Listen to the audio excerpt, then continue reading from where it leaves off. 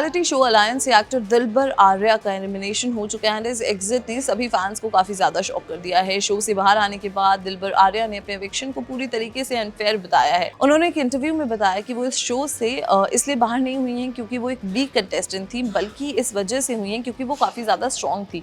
दिलबर का मानना है कि घर के बाकी कंटेस्टेंट्स उनसे जेलस थे और उन्हें एक बड़ा थ्रेट समझते थे। उन्होंने कहा कि जैसे ही कंटेस्टेंट्स को मौका मिला उन्होंने बिट्रेयल करके उन्हें टारगेट कर दिया एंड शो से बाहर निकाल दिया। शो में फिजिकल टास्क्स पर राज करने वाली दिलबर आर्या ने एक्सेप्ट किया है कि गेम में परफॉर्म करने की वजह से उन्हें रिस्पेक्ट तो मिली पर वो स्ट्रॉन्ग अलायंसेस नहीं बना पाई। दिलबर ने बताया कि वो सभी के साथ न्यूट्रल थी क्योंकि वो शो खेलने आई थी, ना कि रिश्ते बनाने। उन्होंने कहा कि हेडक्वार्टर्स में उनके खिलाफ काफी जेलसी थी एंड क्लियर दिख रहा था कि बाकी लोग उन्हें बाहर करना चाहते हैं। तो जब उनसे पूछा गया कि क्या कोई उनके साथ खड़ा था तो उन्होंने कहा कि मिनी माथुर के अलावा उनकी प्रायोरिटी लिस्ट में कोई भी नहीं था और मिनी की पहली प्रायोरिटी हमेशा निखिल थे।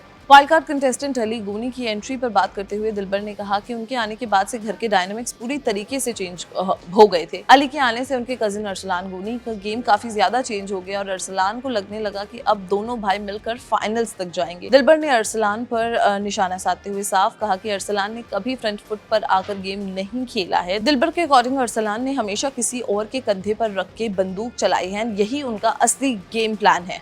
अरसलान के आर्क नेमेसिस कुशल टंडन पर बात करते हुए दिलबर ने कहा कि उन्होंने कुशल से हमेशा एक डिस्टेंस मेंटेन रखा क्योंकि कुशल कभी कभी लाउड हो जाते हैं, बिना सोचे समझे बोल देते हैं। हालांकि उन्होंने वंशज और कुशल की फाइट पर कहा कि उन्हें कुशल का फिजिकल होना गलत लगा, पर जब सबने कुशल को कॉर्नर किया तो उन्हें इनह्यूमन लगा और वो उनके सपोर्ट में आई। दिलबर ने वंशज की री एंट्री पर भी सवाल उठाए एंड कहा कि शुरू में उन्हें लगा कि वंशज डिजर्विंग है, लेकिन वापस आने के बाद वो शो में कुछ खास कंट्रीब्यूट नहीं कर रहे हैं। दिलबर ने रीवा किशन को मिले मास्टरमाइंड के टैग पर भी अपना रिएक्शन दिया। रीवा ने डॉली जावेद को एविक्ट करके मास्टरमाइंड का टैग अर्न किया था, पर दिलबर का मानना है कि रीवा के पास अपना कोई ओरिजिनल गेम प्लान था ही नहीं। दिलबर ने कहा कि रीवा बस कुशल टंडन के फुटस्टेप्स को फॉलो कर रही थी एंड जो कुशल कहते थे वो वही करती जाती थी।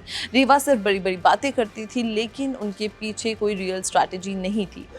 दिलबर ने इस बात पर सवाल किया कि रीवा बस एक फॉलोअर की तरह गेम खेल रही थी एंड आगे बढ़ रही थी। अपनी जर्नी को रिकॉल करते हुए दिलबर ने बताया कि हंटर्स अलायंस को बॉटम से नंबर 1 पर ले जाना और डुअल चैलेंज जीतना उनका सबसे बड़ा हाईलाइट मोमेंट था। वही लेजेंड्स अलायंस के साथ नॉकआउट चैलेंज हारना उनका सबसे बड़ा रिग्रेट था। शो के सबसे स्मार्ट प्लेयर के बारे में पूछने पर उन्होंने मिनी माथुर का नाम लिया एंड कहा कि मिनी भले ही सबसे स्ट्रॉन्ग ना हो बट वो सबसे ज्यादा स्मार्ट जरूर है। एंड में दिलबर ने विश किया कि इस बार कोई फीमेल कंटेस्टेंट ही ट्रॉफी जीते एंड उन्होंने मिनी माथुर या रूही को विनर बनते देखने की अपनी जो ख्वाहिश है वो जाहिर की। So what do you think about Dilbar statement and जो बातें उन्होंने कही रीवा पर, अली पर, अरसलान पर?